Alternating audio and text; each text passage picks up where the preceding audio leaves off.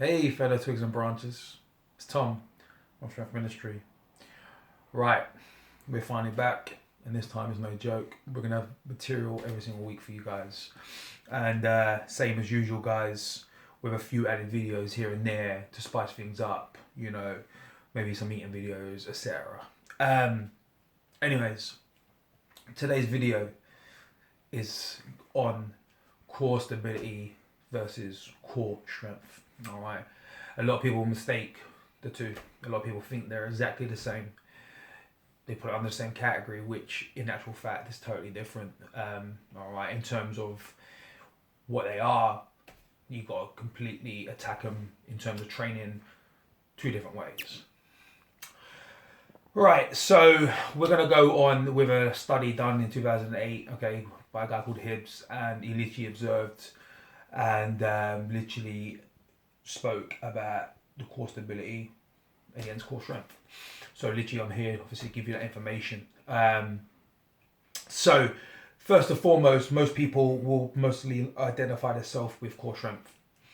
When people think about core strength, all right, I'm just going to throw out a few muscle groups. Everyone just might as well just say abs. Everyone will identify core strength and just say, yeah, abs, you know. So we're going to go through both. We're going to go through what the differences are, etc. So core strength in general is done with weighted or resistance. Okay, so i.e., a resistance or cable crunch, obviously with a loaded weight. All right, leg raise, same thing. All right, and generally speaking, core strength in actual fact is dynamic. As you can see, what happens with a crunch, what happens with a leg raise, movement, i.e. dynamic. All right, and a lot of people use this kind of method for more exercise specific training. All right, depending on obviously the sport, etc. So now we're just going to go through the physiological changes or of the core strength. If we talk about that, we're talking about hypertrophy, i.e. increase in muscle size. All right, now when you're training as muscle groups, there's going to be an increase of muscle size when you train them, because just think about it, guys. If you're training the abs, or just to use the abs as an easy example, obviously you train them just like any other muscle group, they're going to increase in size. All right. Another thing that people possibly don't know, but it enhances the neural activation of the motor units. All right. That's a key difference, which we'll go on in a little while, for against core stability. All right. So moving on in terms of how it would affect you in terms of performance, in terms of training for performance, for results, maybe if you want to call it, if the general person wants to call it results. So number one's going to be like, obviously force generation is going to be increased. All right, because it's definitely going to be increased. You train something. All right, i.e., like I said, generally speaking, guys, as well, just to take you through this, generally speaking, it's going to be an increase in speed. All right, so these movements are normally done quick. All right, talk about dynamic. Most of these movements are normally done quickly. All right, as opposed to, like we're going to go on again, core stability. One thing as well is going to be the core strength. Obviously, we're talking about core strength, but core strength is obviously going to be rapidly increased and improved, along with obviously muscle stiffness, etc. But that all comes with the territory when you train, anyways. Now, the performance. This is a very, very important part. The performance that was basically that this guy done in 2008, Hibbs. He noted, all right, that there was an increase in performance in terms of speed, agility, power, output, etc. All right. So, what does this mean?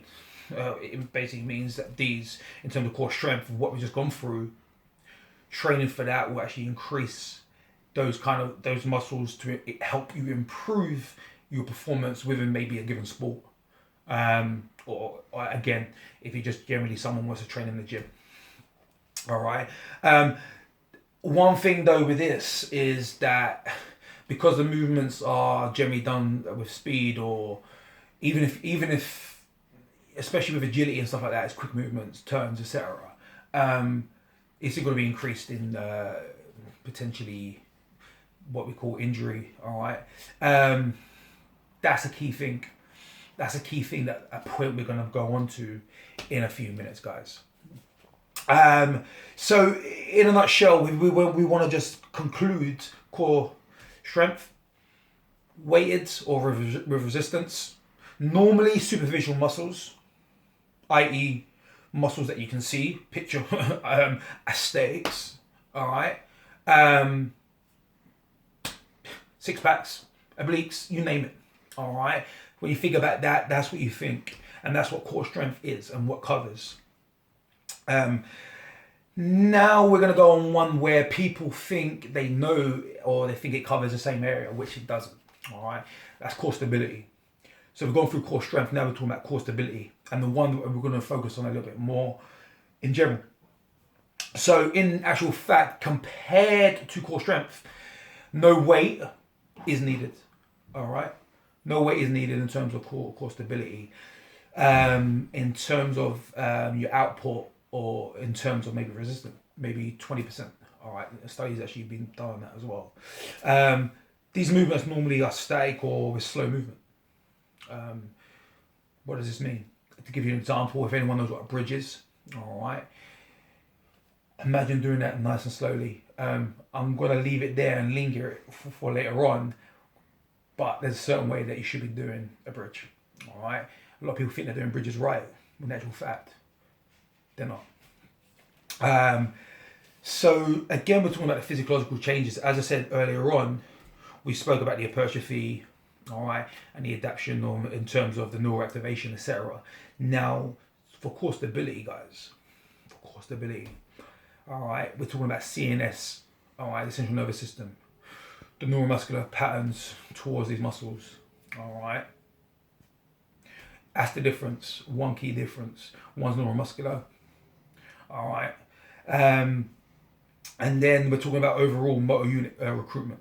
All right. So, the difference, once again, what we're talking about, hypertrophy, more superficial. One's more so-called, as I said, in terms of CNS, neuromuscular. That's the one. Sorry, I went a bit of brain freeze there, guys. Anyways, moving on. In terms of performance outcomes. Now, the performance outcomes, as opposed to before, this one's more towards muscular endurance. As I said, it's done more slowly, if not with no movement. It's going to hit more, as I said, more muscular endurance as opposed to the other, which is more, like I said, hypertrophy in terms of force generation, power, etc. There's no evidence in terms of performance. All right.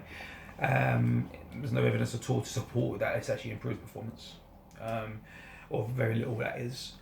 And then the most important thing that we're going to go on to talk about right now is a decreased or very limited chance of injury risk. All right, guys.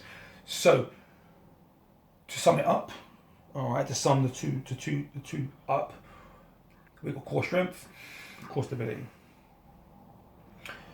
Core strength, weighted. Core stability, no weight needed. All right, core strength, again, done normally rapid or with fast movement or dynamically. And core stability, again, done slowly, more towards muscular endurance against more towards hypertrophy of muscle. All right, so endurance against hypertrophy, i.e. size. Now, in terms of, as I said, going on, the performance outcomes, core strength, again, very, very, very evidence-backed in terms of the performance for the, as I said, in terms of performance, either in sports or yourself in the gym. It's been studied and it's been proven, as opposed to core stability, which hasn't. Anyways, now we're going to go on to the talking about a little bit more towards the injury, guys, or what options should be better for different people. Now,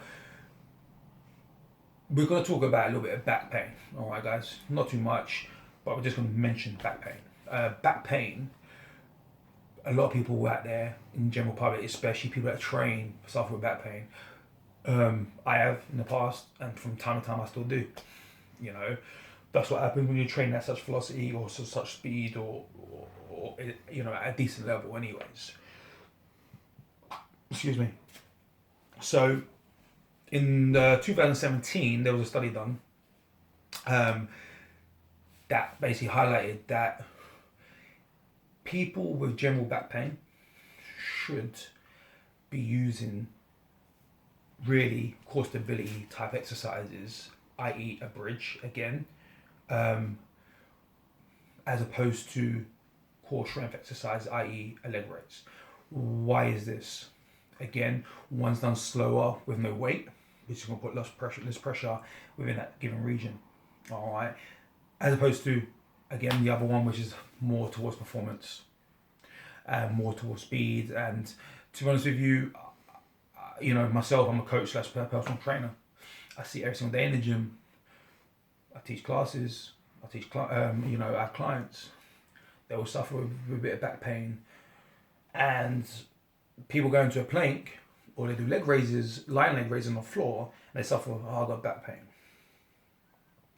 Again, these movements are core strength movements. I always tell them that they should be going on to do some core stability movements.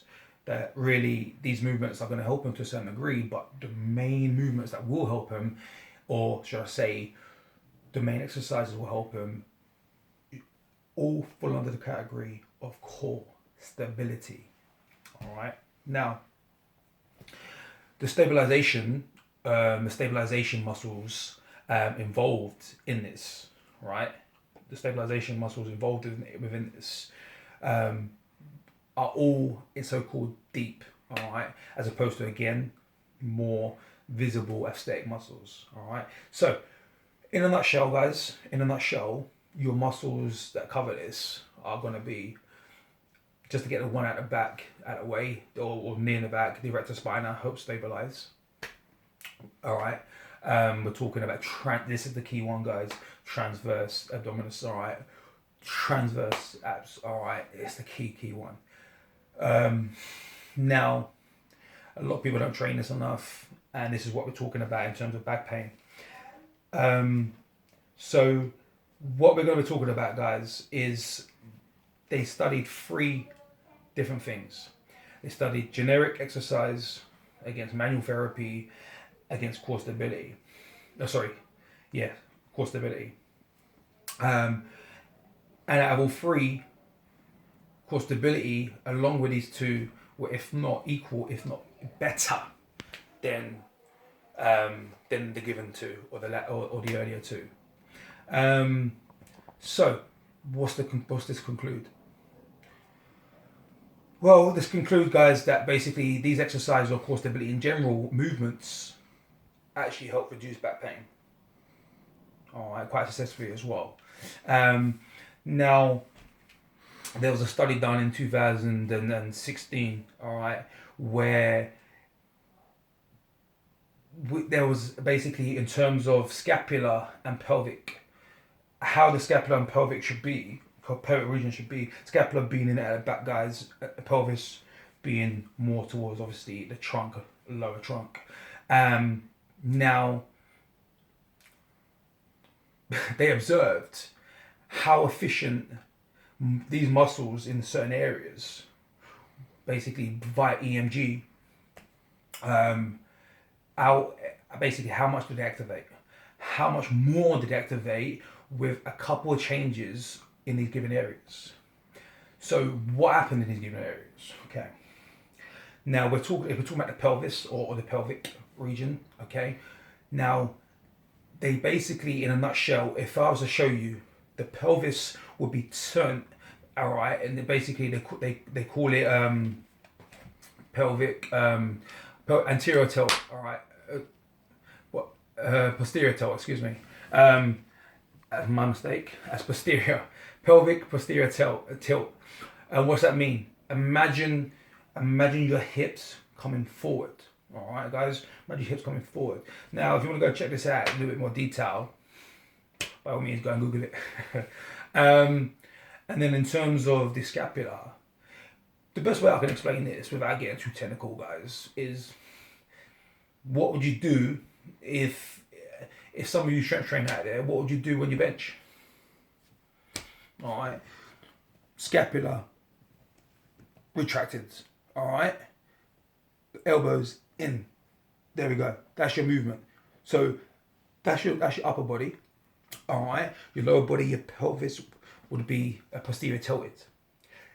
They noticed with those two changes that the rectus abdominis, the abs in general, the external obliques, the internal obliques were all activated way more efficiently than just standing there or just holding that position. All right. So what do we conclude with all this information? Well, put it this way, guys.